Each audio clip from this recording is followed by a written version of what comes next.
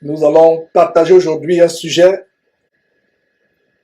qui cause beaucoup de confusion dans le corps de Christ.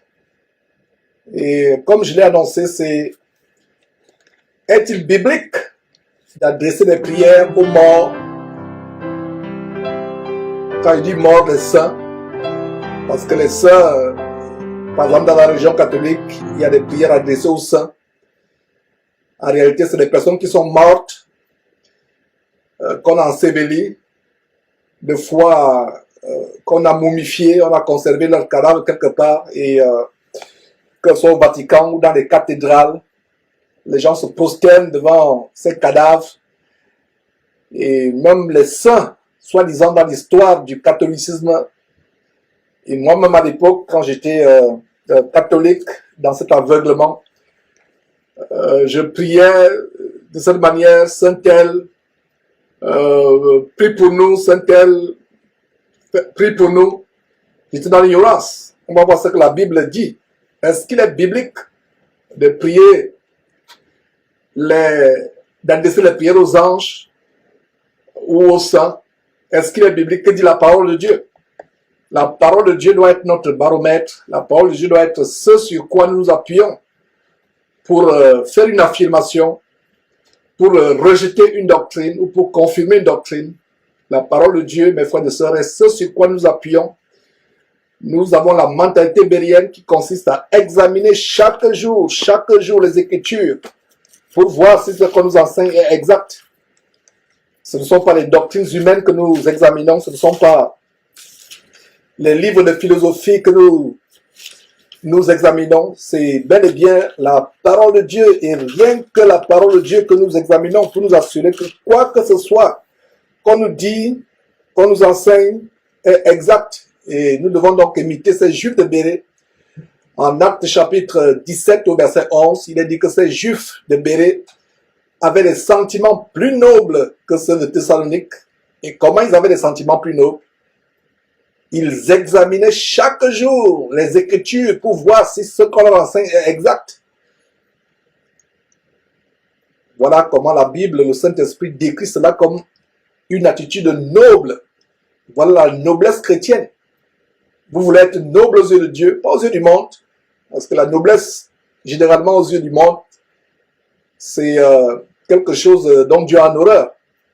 Mais si vous voulez être noble aux yeux de Dieu, et que le Saint-Esprit vous décrit comme étant un chrétien ou une chrétienne noble, faites comme les Juifs de Bérée en Actes chapitre 17, verset 11, ils examinaient chaque jour la parole de Dieu pour voir si ce qu'on leur enseignait était exact. Alors, je vais commencer par cette affirmation, mes frères, en vous disant ceci.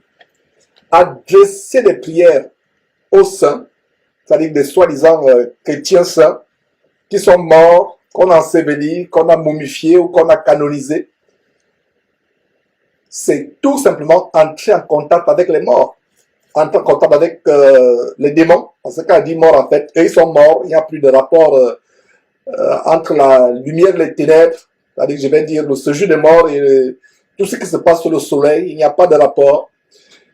Et comme on a vu il y a quelques jours, comment certaines prières, qu'elles soient les signes, comment vous joignez une main contre l'autre, ou alors vous priez avec le chapelet, ou alors vous allumez les bougies ou brûlez l'encens avant de prier.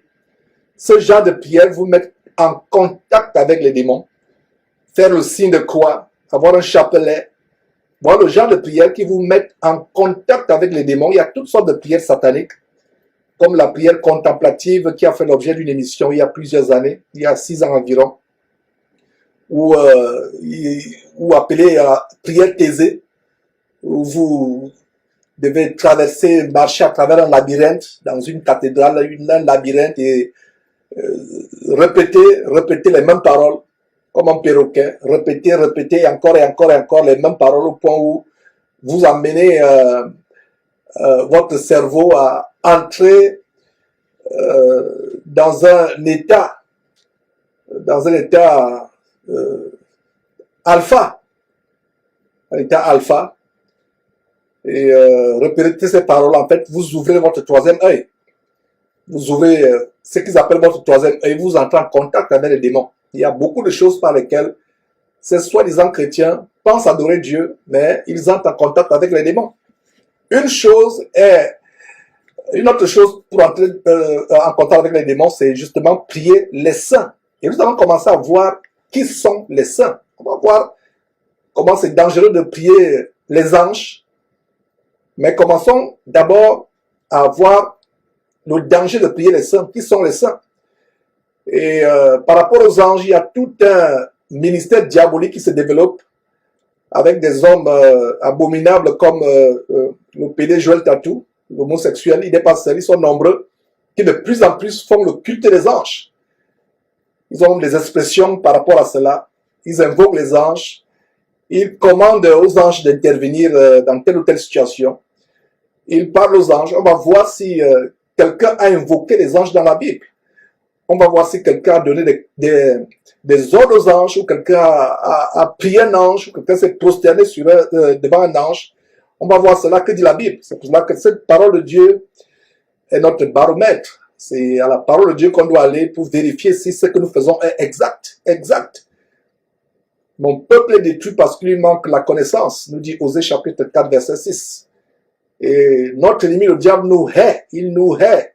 Jean chapitre 10, verset 10, dit qu'il ne vient que pour dérober, égorger et détruire. Donc, il va vous amener à être détruit, à ouvrir votre maison, votre famille, vos enfants, vous-même, votre corps, à ouvrir cela à des démons, à des entités démoniaques. Alors, adresser la prière à un soi-disant saint qui est mort, parce que quand on est mort, on attend le retour de Jésus, qui si on est mort en Christ Jésus. Hein? On est mort, c'est fini. On attend, il n'y a pas de saint après, dans ce jour des morts où, là où les saints en Christ vont attendre. On est saint étant vivant. Les saints, c'est qui? Mes frères et sœurs, qui sont les saints? Chaque fois que vous lisez dans la Bible le mot saint, saint signifie, pour vous qui prenez les notes, et je vous encourage à toujours prendre les notes, à avoir votre bloc-notes, votre cahier pour noter ces choses. Et c'est comme ça que vous retenez. C'est ça l'écoute active. Il faut écouter de manière active. Et écouter de manière active, c'est être engagé. Et une belle manière d'être engagé, c'est avoir votre Bible, avoir votre stylo, avoir votre crayon. Vous notez, c'est comme ça que vous êtes actif quand vous écoutez ces enseignements. Et vous les retenez. Et vous allez encore relire vos notes plus tard et vous pouvez partager ce que vous avez retenu à quelqu'un d'autre.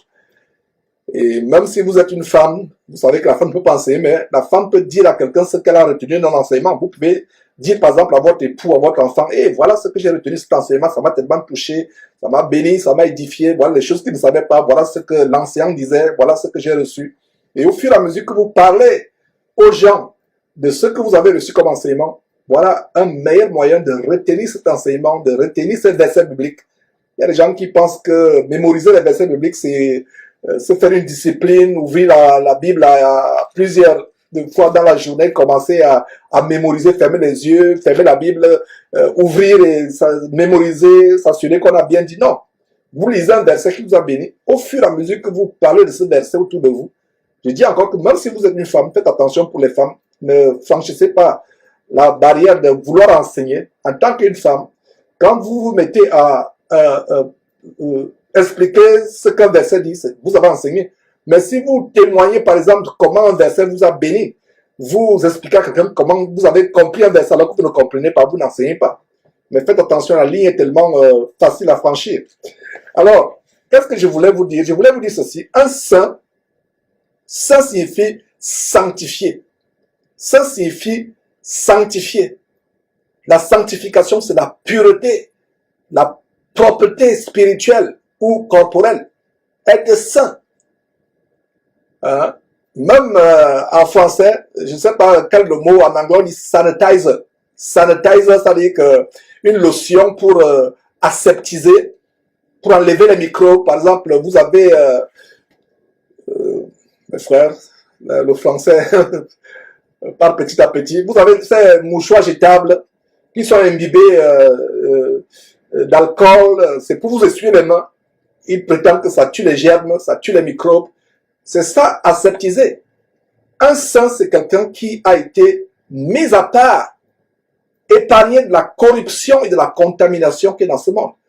Un saint, c'est quelqu'un qui a été affranchi par Jésus-Christ, qui a accepté Jésus-Christ et qui se sanctifie, qui se met à l'écart de la souillure, qui se met à l'écart de la contamination, qui ne recherche plus à être contaminé par les choses mondaines, par les musiques de ce monde, par les choses sur Internet ou à la télévision, qui ne se souille plus, qui veille sur les paroles qui sortent de sa bouche, qui veille sur les pensées qui sont dans son intelligence, dans son cœur, qui veille sur ce que ses yeux regardent, qui essaie de s'éloigner du péché qui s'efforce et qui a le péché en horreur. C'est ça un saint. Un saint n'est pas quelqu'un qui est mort. Donc voilà le grand mensonge derrière la religion abominable catholique que d'autres dénominations, même dans le mouvement pentecôtiste, ont en train d'aborder. Le culte mort est généralisé sans que vous vous en rendez compte. L'adoration des saints. Et je me rappelle quand j'étais catholique dans cette abomination, étant enfant, je me rappelle les prières qu'on faisait. Saint-Tel, priez pour nous. Saint-Tel, l'assemblée répond, priez pour nous. Saint-Tel, donc on y met tous les saints. Sans vous en rendre compte, vous entrez en contact avec la mort. Je vais dire les démons de mort, les esprits de mort. C'est pour ça qu'il y a des accidents de circulation, il y a des fausses couches, il y a toutes sortes de choses terribles qui arrivent.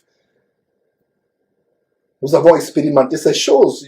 Ayant grandi dans une famille catholique, je me rends compte à quel point nous avons ouvert la famille à des esprits de mort. Et beaucoup, sans s'en rendre compte, en priant tel ou tel saint, ces saints qui sont canonisés par le Vatican, en réalité même ce ne sont pas des saints. Ce sont des personnes qui, de leur vivant, ne connaissaient pas Dieu, se sont vautrés dans l'idolâtrie, le culte des idoles, telles que les idoles, excusez-moi, de la Vierge Marie, soi-disant, qui est la reine du ciel, se sont vautrés dans l'idolâtrie, dans le culte des idoles. Donc, mes frères et sœurs, Dieu n'y est pas. Dieu n'y est pas. De ce vivant, ces personnes de la religion catholique qui ont été des papes ou des cardinaux ou des évêques célèbres qu'on canonise comme Mère Teresa, de leur vivant ne connaissaient pas Dieu. Et non seulement de leur vivant, le diable les a utilisés pour être des instruments d'égarement, même après leur mort, le diable continue à utiliser leurs cadavres que les gens adorent en disant que c'est les saints. Si quelqu'un vous dit qu'un saint, c'est une personne qui est morte, qui était un serviteur de Dieu, de son vivant, ce n'est nulle part dans la Bible. En fait, les gens sont mentis parce qu'ils ne lisent pas la Bible. Les saints ne sont pas ceux qui sont morts. Les saints, c'est vous et moi. Un saint, c'est qui? C'est quelqu'un qui a été arraché de la colère à venir, quelqu'un qui a été mis à part par Jésus-Christ. Il a mis sa foi en Jésus-Christ. Il a accepté Jésus-Christ comme son Seigneur et Sauveur. Il s'est mis à part. Dieu l'a élu, Dieu l'a sanctifié, Dieu l'a mis à part. Et il se préserve de la souillure, de la contamination de ce monde. Voilà un saint. Voilà un saint. Tournez vos Bibles dans Philippiens chapitre 1, verset 27. Il y a quelques versets qu'on va voir pour vous montrer qu'un saint, c'est quelqu'un qui a été purifié par le sang de Jésus-Christ. Que fait le sang de Jésus-Christ? Le sang de Jésus-Christ, c'est le plus grand antiseptique qu'il soit.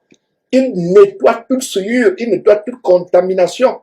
C'est lamentable de voir comment des chrétiens qui ont été rachetés, lavés, nettoyés, purifiés par le sang de Jésus-Christ retournent encore à ce qu'ils ont vomi. La Bible donne une très belle image d'un chien qui retourne à ce qu'il a vomi, ou d'une truie la truie c'est la femelle du cochon, qui a été lavée, propre, mais qui retourne se vautrer dans la pestilence, dans la puanteur, dans la boue pestilentielle dans laquelle pourtant on l'a sorti pour la laver. On retourne à ce qu'on a vomi, on retourne dans la boue dans laquelle on se vautrait. Et voilà comment nous faisons le sang de Jésus quelque chose de vain. Voilà comment nous piétinons le merveilleux, glorieux sang de Jésus.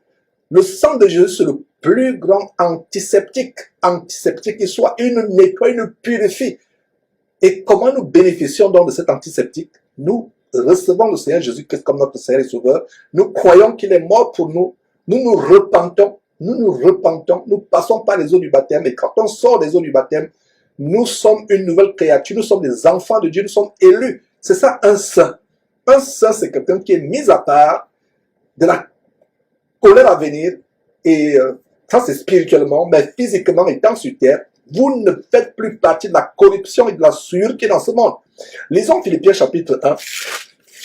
Philippiens chapitre 1 dit ceci, verset 27, Philippiens chapitre 1 verset 27, seulement conduisez-vous d'une manière digne de l'évangile de Christ, afin que soit que je vienne vous voir, c'est Paul qui parle aux Philippiens, donc seulement conduisez-vous, je dis verset 27, Philippiens chapitre 1 verset 27, donc seulement conduisez-vous d'une manière digne du Seigneur, pardon, d'une manière digne de l'évangile de Christ, afin que soit que je vienne vous voir, soit que je reste absent, j'entende dire de vous que vous demeurez ferme dans un même esprit, combattant pour une même âme la foi de l'évangile. La foi de l'évangile. Et je pense que c'est... allons-y. Oui, je pense que je vais lire plus la suite.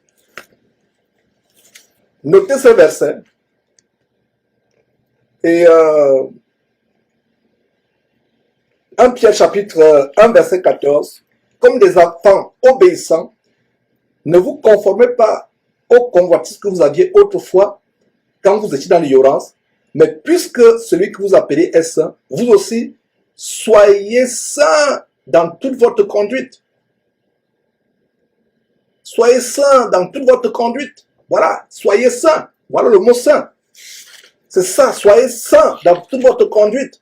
Sur le plan sexuel, sur le plan de vos yeux, sur le plan de tout votre corps. Votre corps est pour vous un sacrifice à Dieu de sanctification, de propreté. Vous évitez tout ce qui est mal. Soyez saints, absolument saints, dit la parole de Dieu. Soyez saints. Verset 15 à nouveau, nous sommes à 1 Pierre chapitre 1 verset 15, mais comme des élus de Dieu, comme des enfants, obéissants, 1 Pierre chapitre 1 verset 14, comme des enfants obéissants, ne vous conformez pas aux convoitises. Donc, quelqu'un qui est saint n'est plus attiré par les convoitises charnelles, ne se soucie plus de ce qui se passe dans le monde. Il ne se soucie plus de cela. Il est saint, il marche dans la sanctification. Il marche dans la sanctification comme on a vu en Philippiens chapitre 1 verset 27. Vous vous conduisez d'une manière digne de l'évangile de Christ. Vous êtes mis à part. Vous ne participez plus aux choses du monde. Vous ne faites plus n'importe quoi. Vous demeurez ferme. Vous ne vous laissez plus attirer par des choses qui attirent la colère de Dieu sur vous. Voilà. Mes frères et sœurs, voilà la parole de Dieu. La parole de Dieu. Allons dans Thessaloniciens chapitre 4, 1 Thessaloniciens chapitre 4, versets 3 et 7. Verset 7 dit ceci, car Dieu ne vous a pas appelé à l'impureté, mais à quoi? À la sanctification. Le mot sanctification, c'est un autre mot pour sainteté, c'est un autre mot pour saint. Voilà, 1 Thessaloniciens chapitre 4, notez ce verset, verset 3. D'abord le verset 3 dit ceci, ce que Dieu veut, c'est votre sanctification, c'est que vous vous absteniez de l'impudicité. Voilà, quelqu'un qui se vautre dans le désordre sexuel ne peut pas être saint.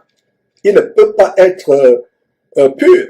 Voilà, ce que Dieu veut, c'est votre sanctification. Voilà, sanctification, c'est que vous êtes saint. Est-ce que vous comprenez, mes frères et sœurs, qu'un saint, c'est pas quelqu'un qui est mort.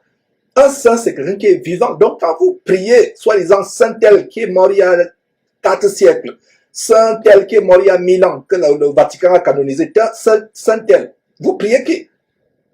Et allez encore substantiellement sur comment prier ceux qui sont morts, c'est vous exposer tranquillement aux démons.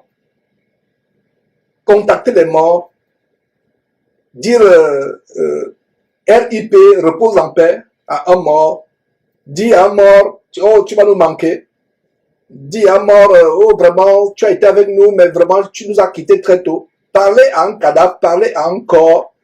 Vous avez un membre de la famille qui est décédé, vous lui parlez, allez substantiellement. On a vu, c'était dans la série le pain quotidien qui était avant la série Un message de Dieu à ma pause de midi. Allez sur ces choses, vous allez comprendre. Quand vous parlez à quelqu'un qui est décédé, vous lui dites, oh, tu vas me manquer. Vous écrivez sur Facebook, sur YouTube, oh, repose en paix. Inconsciemment, qu'est-ce que vous faites? Vous entrez en contact. Vous entrez en contact avec les esprits de mort. Aussi simple que ça. Aussi simple que ça. Vous entrez en contact. Le diable veut nous amener à adorer la mort. Regardez des fêtes païennes telles que Halloween. C'est quoi? C'est le culte de la mort. Regardez la Toussaint chez les catholiques. La Toussaint, un jour qu'on consacre, on dit on va Toussaint, ça veut dire tous les saints catholiques qui sont morts. On célèbre cela. C'est un mensonge, c'est un mensonge. Les saints, c'est vous et moi.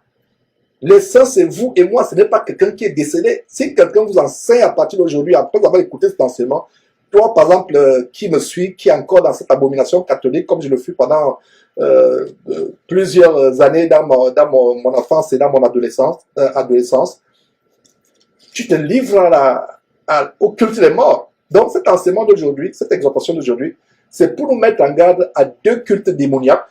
Un, le culte des morts, c'est-à-dire que c'est saint à qui on adresse des prières. Et deux, le culte des anges. Et vous allez comprendre par rapport au culte des anges que c'est même encore beaucoup plus grave. Mais donc, nous sommes toujours dans le premier genre de prière qu'on élève à des démons, qui sont tout simplement des prières anti-bibliques, des prières qui irritent le cœur de Dieu, les prières des saints. Si vous ne connaissez pas la parole de Dieu, mon peuple est détruit parce qu'il lui manque la connaissance, dit Osée chapitre 4, verset 6. Si vous ne connaissez pas la parole de Dieu, si vous ne la lisez pas, on peut vous raconter n'importe quoi. Alors, regardez comment on vient de lire en 1 Thessaloniciens chapitre 4, verset 3, qui dit que, verset 3, ce que Dieu veut, c'est votre sanctification, c'est que vous vous abstenez du péché. Voilà ce que Dieu veut. Voilà, verset 7, car Dieu ne nous a pas appelés à l'impureté, mais à la sanctification. Voilà ce que c'est un saint. Un saint, c'est quelqu'un qui vit dans la sanctification. Nous avons Jacques, alors dans Jacques, mes frères et sœurs, nous avons Jacques chapitre 3, verset 13 qui dit, lequel d'entre vous est sage et intelligent, qu'il montre ses œuvres par une bonne conduite avec la douceur de la sagesse. Voilà, une bonne conduite. Une conduite qui n'est plus selon ce monde. Une conduite qui n'est plus selon la chair. Mais une conduite qui est, mes frères et sœurs, selon la parole de Dieu. Donc vous êtes mis à part. Vous ne marchez plus selon ce monde. Vous ne marchez plus selon la chair. Mes frères et sœurs, vous marchez selon la parole de Dieu. Vous vous mettez vous marchez selon la parole de Dieu. Vous ne vivez plus selon ce monde. Voilà. Et nous avons aussi 1 Jean, chapitre 3, verset 3, qui dit, quiconque a cette espérance en lui se purifie comme lui-même est pur. Voilà. Un autre mot pour se purifier, ou pur, c'est saint. Quand on dit un endroit saint, un endroit ascétisé, un endroit propre, vous recherchez devant Dieu la propreté de votre âme, la propreté sur le plan corporel, vous ne faites plus n'importe quoi. Voilà, c'est ça mes frères et sœurs, être un saint.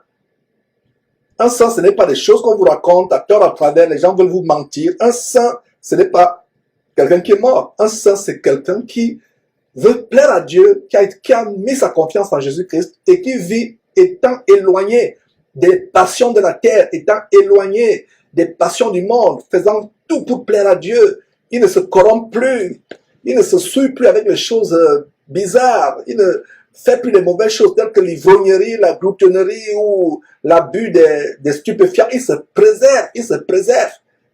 Et si nous est arrivé en tant que chrétiens de tomber dans ces choses, mes frères et sœurs, c'est l'occasion en écoutant ces choses de nous réveiller, de comprendre à quel point Dieu est saint, saint, saint, saint, saint, saint, et il voudrait que nous soyons saints.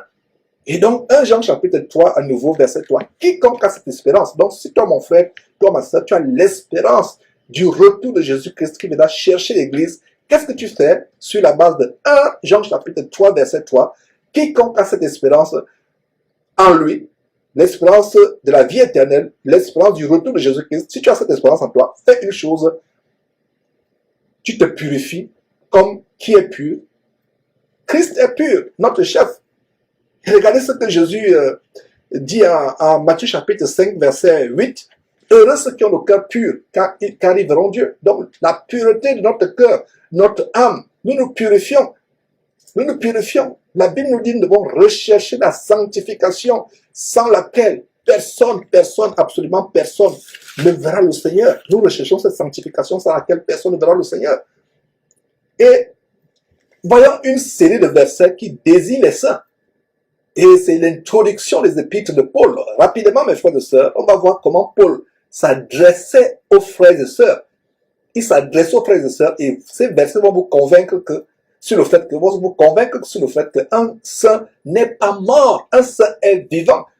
Vous et moi, nous sommes des saints, si du moins nous avons cru véritablement en Jésus-Christ, si du moins nous sommes repentis et nous continuons à nous repentir seconde après seconde, si du moins nous recherchons la piété et la sanctification, si du moins nous vivons éloignés des convoitises de ce monde, éloignés de la souillure de ce monde, nous sommes des saints. Nous sommes des saints. Un saint n'est pas quelqu'un qui est mort. Donc regardez comment la Bible s'adresse à des disciples de Jésus-Christ comme étant des saints. D'ailleurs, la première révélation a été donnée à Ananias. A été donnée par Ananias, pas Ananias, a été donnée par Ananias au chapitre 9 de Actes. Pour vous qui avez suivi il y a quelques jours, je vais dire il y a 2 jours, avant-hier, samedi, l'étude approfondie verset après verset du chapitre 9 de Actes. Et comme vous le savez, pour vous qui êtes fidèles sur Jésus-Christ TV, ou alors si vous êtes nouveau sur Jésus-Christ TV, nous faisons depuis des mois ou des mois ou des semaines, de longues semaines, depuis des mois même, l'étude approfondie de certains livres. La Bible, on a commencé avec le livre de Genèse. On a passé 10 mois, étude approfondie, verset après verset, et on poursuit actuellement avec Actes des Apôtres, le livre du commencement de l'Église, Actes des Apôtres. On fait l'étude verset après verset, chapitre et verset après verset. Et il y a 2 jours, samedi, nous étions en train de voir le chapitre 9. Et qu'est-ce qu'on voit au chapitre 9? Quand Paul, qui ravageait l'Église, qui avait approuvé le meurtre d'Étienne, qui respirait la menace, et le meurtre contre les chrétiens, qu'est-ce qui se passe? Il va à Damas avec des lettres. Il avait reçu des lettres des chefs religieux pour entrer dans les maisons, arracher les croyants chrétiens, les jeter en prison ou même les faire tuer. Et une lumière, soudainement, pendant qu'il était sur la route de Damas, une lumière a resplendi. Le Seigneur Jésus s'est manifesté à lui. Il a été frappé d'aveuglement pendant 3 jours. Et Jésus a montré en vision à Ananias, un merveilleux disciple du Seigneur Jésus-Christ, a dit à Ananias de se rendre à la rencontre de Paul, de lui imposer les mains, qu'il recouvre la vue et qu'il soit converti, parce que c'est un instrument que Dieu avait choisi. Mais Ananias avait peur. Et donc, dans la réponse d'Ananias à Jésus, nous avons la révélation de qui sont les saints. Donc, c'est le premier verset, Actes chapitre 9, verset 13, nous donne le premier verset de la Bible qui fait référence aux saints, véritablement, comme étant les disciples de Jésus-Christ. Alors, Actes chapitre 9, verset 13, Ananias répondit, Seigneur, il répondit au Seigneur Jésus qui lui disait en vision d'aller vers Paul. Et donc il dit, Seigneur, j'ai appris de plusieurs personnes tous les maux que cet homme a fait à tes saints dans Jérusalem. Tous les maux. Est-ce qu'on peut faire un mal à quelqu'un qui est mort? Pas du tout. Il fallait que ces saints soient vivants pour endurer les maux, les tribulations, les persécutions de la part de Paul, n'est-ce pas? Donc voilà la première grande révélation en Actes chapitre 9, verset 13. Donc tu sais, il dit au Seigneur, Seigneur, tu sais, j'ai appris de plusieurs, toi-même tu le sais, j'ai appris de plusieurs personnes tous les maux, toute la méchanceté que cet homme a faite. À qui? À tes saints qui sont à Jérusalem, tes saints dans Jérusalem. Pouvez-vous faire du mal à un cadavre? Pas du tout. Voilà un bon verset qui ferme la bouche aux catholiques et aux autres sectes démoniaques qui pensent qu'un saint, c'est quelqu'un qui est mort, il faut lui élever des prières. Alors dans Romains chapitre 1, maintenant, la série de versets qui va suivre, c'est justement comment Paul commence ses épîtres. Les épîtres, c'est des lettres que Paul écrivait aux églises. Et en écrivant ces lettres, regardez les premiers versets de ces épîtres, parce qu'une épître, c'est une lettre. Vous voyez comment Paul commence quand il s'adresse à ces différentes églises, encore et encore et encore. Regardez Romains chapitre 1, verset 7. Paul dit quoi? À tous ceux qui, à Rome, sont bien-aimés de Dieu, appelés à être saints. Que la grâce et la paix vous soient données de la part de Dieu, notre Père, de la part de Dieu, notre Père et du Seigneur Jésus-Christ. À ceux qui sont appelés à être saints. Donc, nous, chrétiens, nous sommes appelés à être des saints. Ce n'est pas ceux qui sont vivants. Paul s'adressait à qui? Aux morts. En Romains chapitre 1, verset 7. Non, il ne s'adressait pas aux morts. Il s'adressait à ceux qui sont vivants. Il s'adressait à ceux qui sont vivants, il ne s'adressait pas aux morts, il dit à ceux qui sont saints. Ils sont saints, saints, saints, saints, saints. Ils sont appelés à être saints, appelés à marcher dans la sanctification, appelés à vivre éloignés des souillures de ce monde, éloignés de la contamination de ce monde, à ceux qui sont appelés saints. Paul ne s'adressait pas aux morts, n'est-ce pas? Voilà un autre bon verset. Et je pense que s'il y a un catholique qui suit ceci actuellement, ça produit de la joie dans son cœur de comprendre comment il a été trompé toutes ces années. On lui a fait croire que les saints, c'est ceux qui sont morts, canonisés. Vous voyez les morceaux de chair qu'on expose. Il y a même des personnes, une vidéo macabre que nous avons montrée, malheureusement, ou heureusement, mes frères et sœurs, c'est difficile pour nous de montrer certaines choses. Comment un morceau de pied séché d'un soi-disant cardinal ou d'un pape qu'on conserve et qui fait le tour du monde. Un morceau de pied ou un morceau de bras, ça fait le tour du monde. Les gens, vous voyez, les gens donnent des baisers à ce morceau de chair. Le diable est l'être humain. Le diable est l'être humain. La religion de la mort, le Vatican, c'est la religion de la mort. La mort, et moi j'y étais. Dieu m'en a sorti la religion de la mort. Donc, Romains chapitre 1, verset 7 dit, à ceux qui sont à Rome, qui sont bien aimés de Dieu, appelés à être saints, que la grâce et la paix vous soient données de la part de Dieu le Père, de Dieu notre Père, pardon, et du Seigneur Jésus-Christ. Même chose dans 1 Corinthiens chapitre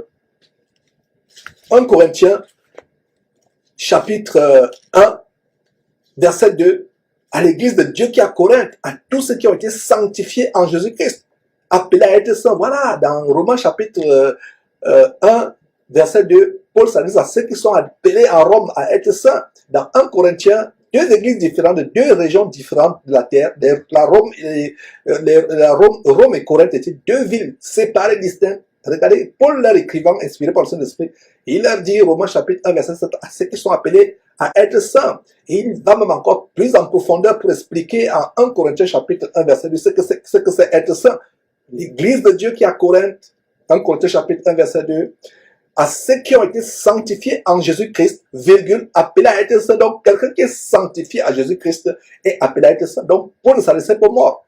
Un mort peut-il lire la lettre que vous lui écrivez? Il ne peut pas lire, il est mort. La Bible nous a montré, allez voir encore cette émission, on mettait à nu cette doctrine du monde qui consiste à entrer en contact avec les morts, évoquer les morts sans s'en rendre compte. Par certaines prières ou par certaines paroles telles que Paix à ton âme, tu vas me manquer. Ce n'est pas la personne qui est décédée que tu t'adresses à un démon. On a montré ce que c'est des esprits familiers qui, depuis la naissance, entourent, poursuivent toute personne jusqu'à sa mort. Vous priez, vous invoquez les morts, vous priez la mort, c'est la mort. C'est la mort. Dieu n'y est pas. Vous priez les saints. Donc vous voyez comment l'apôtre Paul, dans la première épître, s'adresse aux saints. À 1 Corinthiens chapitre 1, verset 2, s'adresse aux saints comme les disciples de Jésus-Christ, qui ont été sanctifiés en Jésus-Christ et qui sont appelés à être saints. Et c'est la même chose en 2 Corinthiens chapitre 1, verset 1, 2 Corinthiens chapitre 1, verset 1, Paul, apôtre de Jésus-Christ, par la volonté de Dieu, et le frère Timothée, à l'église de Dieu qui est à Corinthe et à tous les saints qui sont dans toute la caille. Donc, les saints, c'est qui? C'est l'église de Dieu. Il dit à l'église de Dieu qui est à Corinthe et à tous les saints qui sont dans la caille. Il n'est pas dit qui étaient dans la caille et qui sont maintenant morts. Qui sont vivants. Mes frères, rien qu'à ce niveau, vous avez déjà compris que un saint n'est pas quelqu'un qui est décédé, à qui vous allez lever des prières. On continue. Éphésiens chapitre 1, verset 1, Paul, apôtre de Jésus-Christ, par la volonté de Dieu, aux saints qui sont tant présents au moment où l'apôtre Paul écrivait, aux saints qui sont à Éphèse et aux fidèles en Jésus-Christ. Même chose. Philippiens chapitre 1, verset 1, Paul et Timothée, serviteurs de Jésus-Christ, à tous ceux qui sont en Jésus-Christ et qui sont à Philippe, aux évêques, aux diacres. Voilà, à tous les saints. Voilà, Philippiens chapitre 1, même chose. Ouais, l'introduction de Paul à ses épîtres à différentes villes, différentes régions, à différents groupes de chrétiens. Le dénominateur commun, c'est quoi? Il s'adresse à l'église, il s'adresse aux saints, à ceux qui sont appelés à être saints, qui ont été sanctifiés, mis à part par Dieu. Voilà, Paul et Timothée, Philippiens chapitre 1, verset 1, Paul et Timothée, serviteurs de Jésus-Christ, à tous ceux qui sont, à tous les saints en Jésus-Christ qui sont à Philippe, tant présents au moment où Paul écrivait, qui sont à Philippe, aux évêques et aux diacres. Un dernier verset, Colossiens chapitre 1, Colossiens chapitre 1, versets 1 et 2. Colossiens chapitre 1, verset 1. Paul, apôtre de Jésus-Christ par la volonté de Dieu, et le frère Timothée, verset 2. Aux saints, voilà, aux saints et fidèles frères en Christ qui sont à Colosse, qui sont en présent, qui ne sont pas morts, mais qui sont vivants, qui sont à Colosse, que la grâce et la paix vous soient données de la part de Dieu notre Père. Voilà, mes frères et sœurs. Conclusion par rapport à la première section sur la prière adressée aux saints. Vous adressez la prière à quelqu'un soi-disant qui est mort, que votre religion vous fait croire être un saint. Non, il est mort, il n'entend rien. C'est la même chose avec ceux qui prient Marie.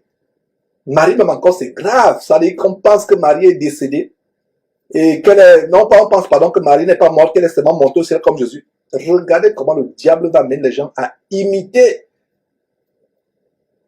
Va amener, par exemple, ces démons, pardon. Regardez comment le diable va amener ces démons à imiter ce que Jésus a fait. Jésus monte au ciel. Satan suscite un démon qui va venir tromper l'humanité tout entière. Un démon qui passe pour Marie qui aussi monte au ciel.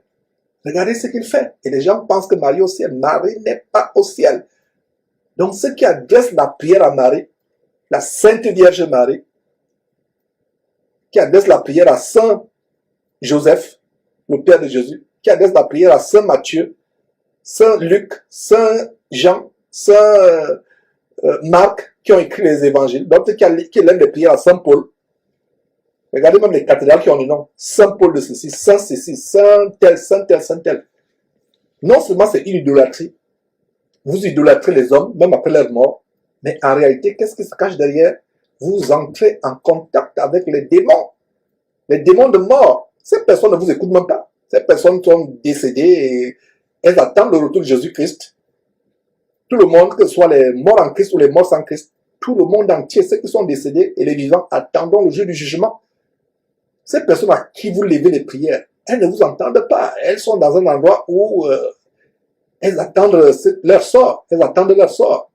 Donc vous priez, vous adressez les prières aux cadavres. Et les cadavres ne vous écoutent pas. Qui vous écoute? C'est les démons. Et bien des fois, vous avez l'impression que vous avez des exaucements. Satan fera tout pour vous amener en enfer. Ces démons à qui vous levez les prières pensant que ça saint tel, ils peuvent opérer des miracles, mais des miracles mensongers et trompeurs pour vous amener en enfer.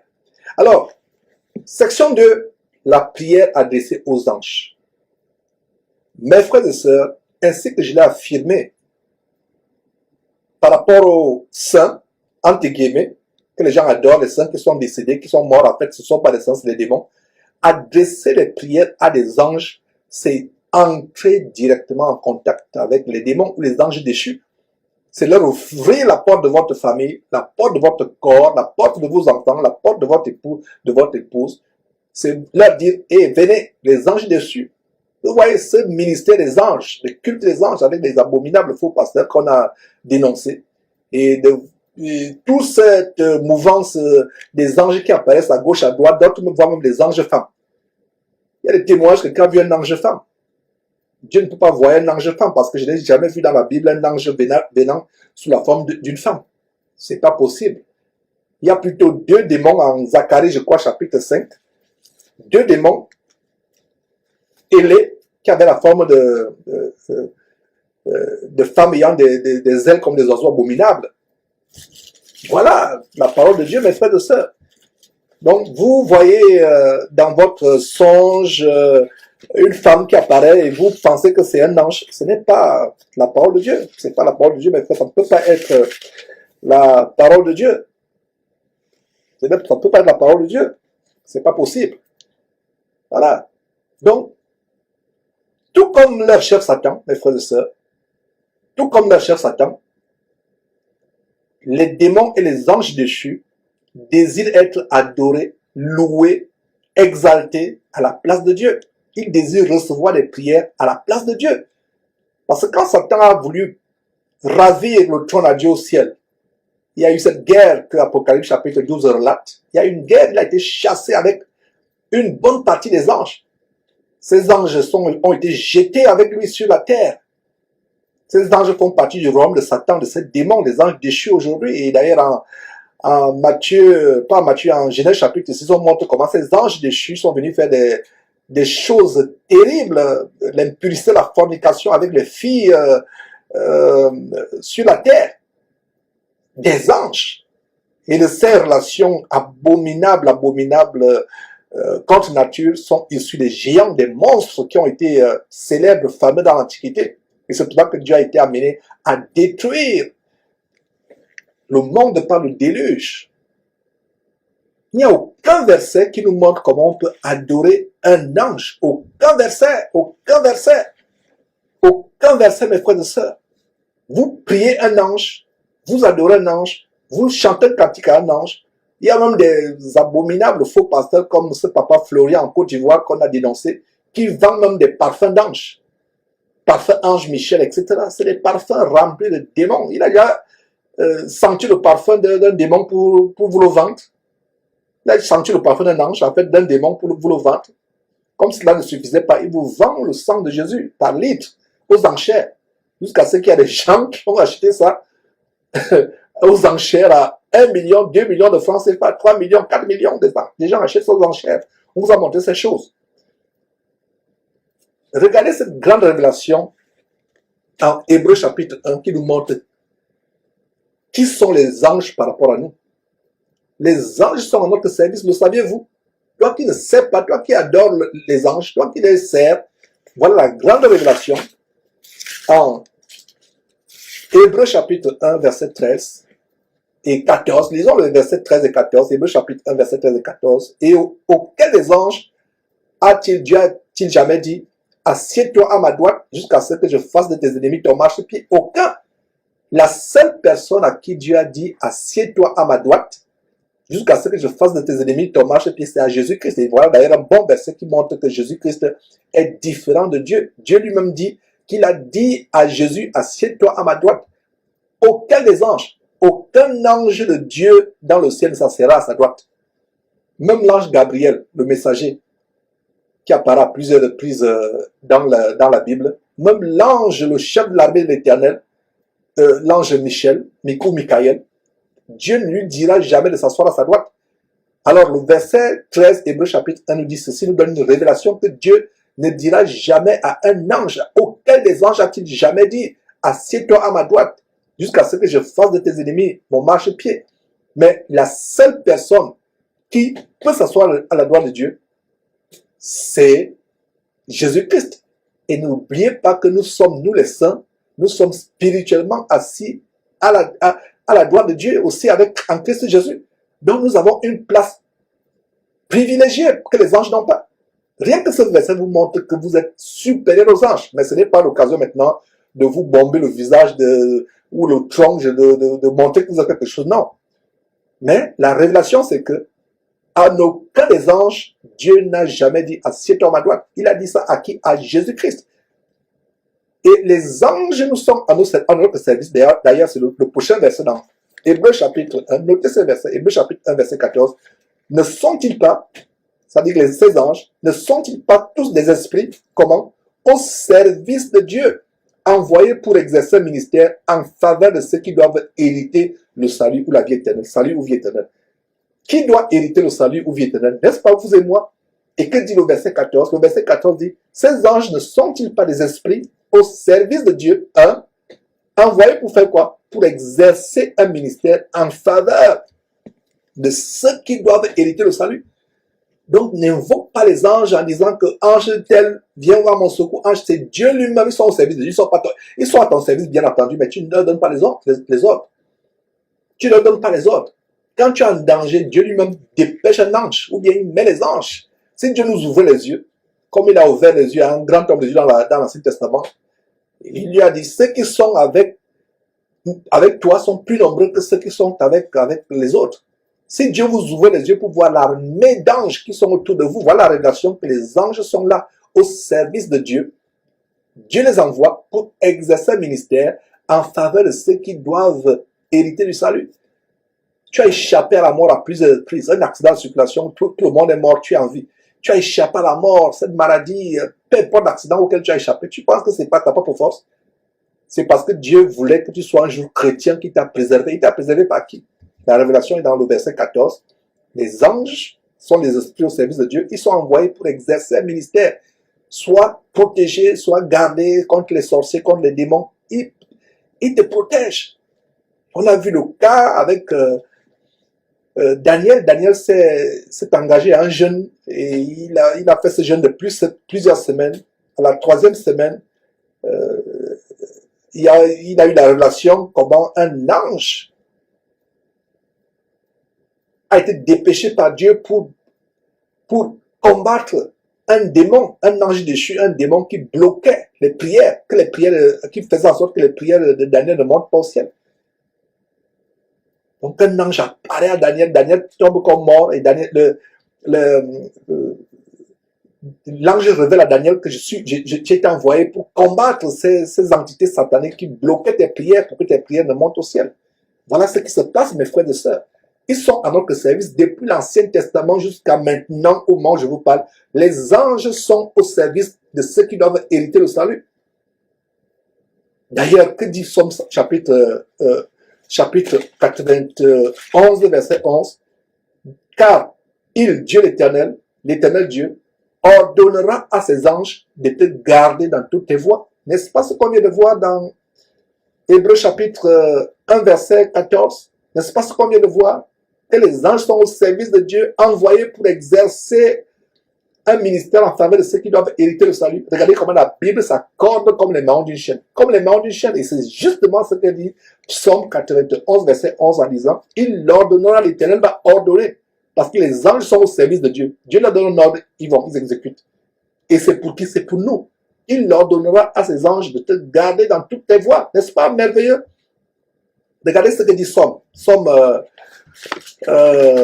Somme chapitre 103, verset 20. Bénissez l'Éternel, vous ses anges, qui êtes obéissants, qui êtes puissants en force et qui exécutez ses ordres. N'est-ce pas merveilleux? Les anges sont là pour exécuter les ordres de Dieu. Relisons Somme 103, verset 20. Bénissez l'Éternel, vous ses anges, qui êtes puissants en force et qui exécutez ses ordres en obéissant à la voix de sa parole. Voilà. Et regardez ce qui se passe. Je vous parle de Daniel justement. Dieu l'a béni, Dieu a envoyé un ange pour venir au secours de Daniel. Les prières de Daniel ne se levaient pas au ciel parce qu'il y avait un démon, une entité satanique qui venait combattre. Donc Dieu a dépêché un ange pour combattre. Et c'est ainsi qu'il y a eu une percée, c'est ainsi que la prière de Daniel pouvait monter au ciel. Mais il y a aussi une autre révélation que Daniel lui-même nous amène en Daniel chapitre 6. Daniel est faussement accusé par les ennemis de Dieu. Il est jeté dans la fosse au lion. Daniel a passé d'ailleurs la nuit, les jours qui précédaient à prier, à adorer Dieu. Et quand on jette Daniel dans la fosse au lion, Dieu miraculeusement ferme la bouche des lions. Il ferme la bouche des lions. Et que dit Daniel plus tard par rapport à ça? Il donne une révélation qui montre comment Dieu envoie les anges. Alors, lisons Daniel chapitre 6, verset 22, qui dit ceci. Daniel chapitre 6, verset 22, qui dit, mon Dieu, il rend témoignage à Dieu, dit, mon Dieu a envoyé qui? Son ange, et fermé la gueule des lions qui ne m'ont fait aucun mal, parce que j'étais trouvé innocent devant lui. Et devant toi, non plus, ô roi, je n'ai rien fait de mauvais. Voilà la révélation que quand nous sommes innocents, on nous accuse, on veut nous tuer, on veut nous faire du mal. Nous sommes purs, on marche dans la sanctification, c'est force à plaire à Dieu malgré les quelques différences qu'on peut expérimenter.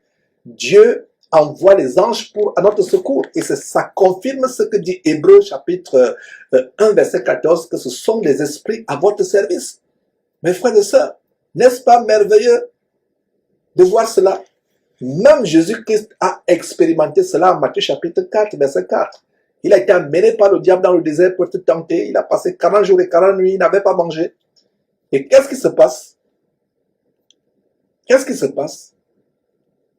Après avoir résisté vigoureusement à Satan par la parole de Dieu, par les versets bibliques, qu'est-ce qu'on lit en Matthieu chapitre 4, verset 11? Les anges vinrent auprès de Jésus et le servaient.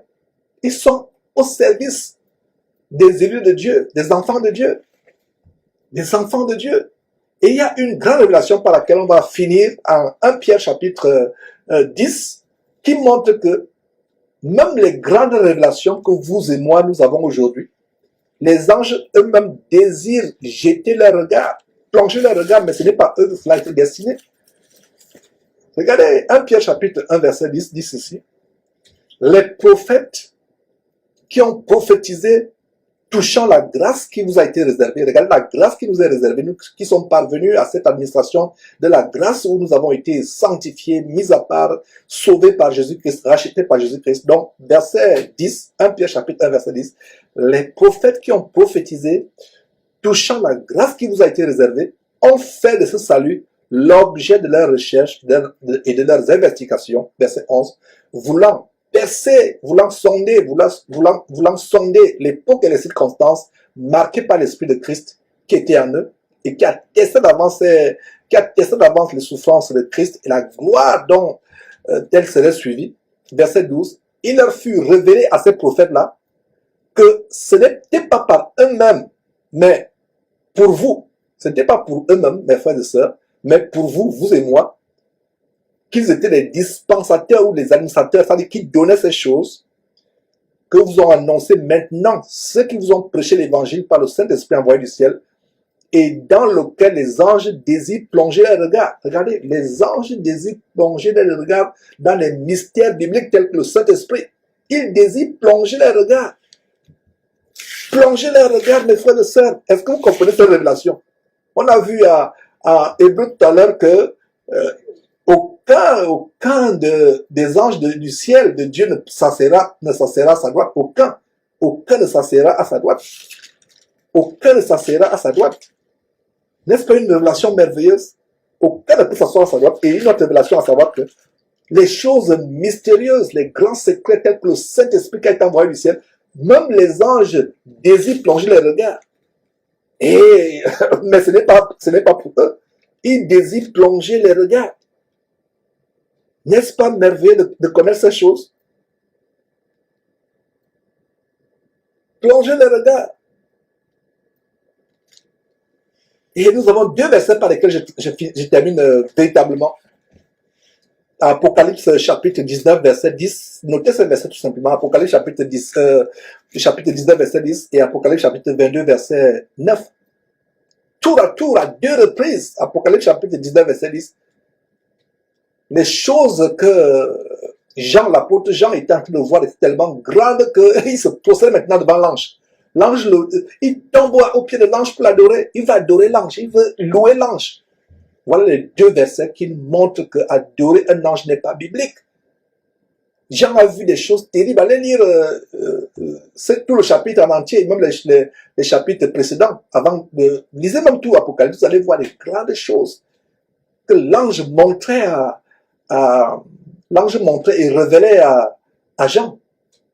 Jean était tellement éberlué, stupéfait, émerveillé, épaté, qu'il veut tomber à ses pieds pour l'adorer. Mais l'ange le relève, dit non, garde-toi de le faire. Ne te prosterne pas devant moi.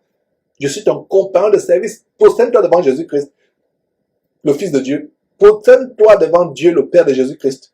C'est ok. Mais moi, un ange, malgré le fait que je suis puissant, malgré le fait que je te montre des choses terrifiantes, des choses émerveillantes, ne te prosterne pas. Pourquoi? Je suis ton compagnon de service. C'est exactement la deuxième fois. Quand quelque chose est dit deux fois dans la Bible, faites attention. Apocalypse chapitre 22, verset 9. La deuxième fois. C'était tellement fort, c'était trop fort que Jean a oublié la mise en garde de l'ange au verset 10 d'Apocalypse chapitre 19. C'était tellement fort qu'il a oublié la mise en garde. Ce qu'il était en train de voir, expérimenter, entendre était tellement glorieux. L'ange dit non, rends gloire à Dieu, rends gloire au Père de Jésus-Christ, rends gloire à Jésus-Christ, le Fils de Dieu. Mais à moi, je suis ton compagnon de service. Première fois en Apocalypse chapitre 19, verset 10. Deuxième fois en Apocalypse chapitre 22, verset 9. L'ange lui dit encore, non, Jean, tu n'as pas besoin de faire ça. Garde-toi de le faire. Ne le fais pas. Ne te prosterne pas devant moi. Je suis ton compagnon de service. À deux reprises. Les anges sont nos compagnons de service. Ils sont là pour nous garder. Nous, on ne peut pas voir le monde invisible, le monde des ténèbres. Nous, on ne peut pas voir le monde spirituel, le monde parallèle. Mais ils peuvent le voir. Ils campent autour de notre maison la nuit pour nous protéger. Ils nous protègent des accidents. Une voiture qui est venue pour te cogner, l'ange souffle seulement sur cette voiture, ce camion qui est là. L'ange souffle seulement le camion, prend une autre route, il ne te casse pas. Les gens qui voyaient comment le camion était à 2 mètres de cogner, ils ne comprenaient pas comment le camion a dévié, il ne t'a pas cogné. Alors qu'il était à 2 mètres de cogner. Tout simplement parce que l'ange a touché le camion avec son doigt, entre guillemets, où il a soufflé sur le camion a pris la protection. Les anges sont à notre service pour nous protéger. Ce n'est pas pour prier les anges, ce n'est pas pour leur élever des prières. Cessez de faire ces choses, mes frères et sœurs. Donc, prier les saints ou prier les anges, c'est une abomination. Tout ce que je peux vous dire en conclusion, pour ceux parmi nous, par le passé, qui ont fait ces choses abominables dans l'ignorance, repentez-vous, demandez pardon à Dieu et en même temps que vous demandez pardon à Dieu, remerciez Dieu pour ces révélations que vous êtes en train de recevoir de ma part. Du moins, pas venant de moi-même, mais que je vous donne de la part de Dieu parce que c'est la parole de Dieu que je vous donne. Ce n'est pas mon intelligence que je vous enseigne. C'est un plaisir de vous partager ces choses, mes frères. Plaise à Dieu, on reviendra demain, selon que le Seigneur nous inspirera avec un autre sujet, pour notre édification. Vous connaîtrez la vérité vous affranchira.